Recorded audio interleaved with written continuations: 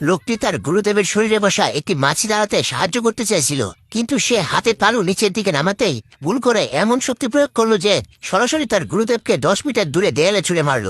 সেই দিনই সে দেখেছিল তার বড় ভাই এক হাতের তালুর আঘাতে 10টি ইট ভেঙে ফেলেছে, তাই সেও নিজের শক্তি পরীক্ষা করতে চাইল।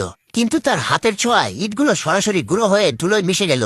ধুলোর কারণে যখন তার দৃষ্টি ঝাপসা হয়ে গিয়েছিল, তখন তার গুরু গোপনে সেখানে নতুন কিছু ইট রেখে দিলেন এবং তাকে মিথ্যা করে বললেন যে তার শক্তি এখনো যথেষ্ট নয়। গুরু তাকে আদেশ দিলেন প্রতিদিন পাহাড়ের দিকে লক্ষ্য করে 10,000 বার হাতে তালু দিয়ে আঘাত করার অনুশীলন করতে। লোকটি ভেবেছিল গুরু তাকে শাস্তি দিচ্ছেন, তাই সে খুব হতাশ হয়ে পড়ল।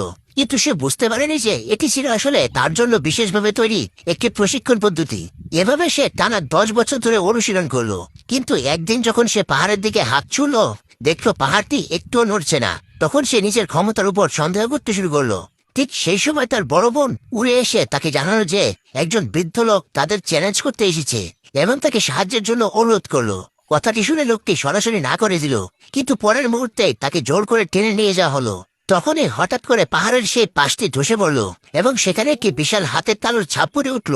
এদিকে সেই বৃদ্ধ লোকটি মাত্র একটি আঘাতেই তার বড় ভাইকে পরাজিত করল। লোকটি মনে মনে দীর্ঘশ্বাস ফেলে ভাবল যে বৃদ্ধ লোকটি কতই না শক্তিশালী। কিন্তু তার গুরু তাকে সেই চ্যালেঞ্জের মোকাবেলা করতে বললেন।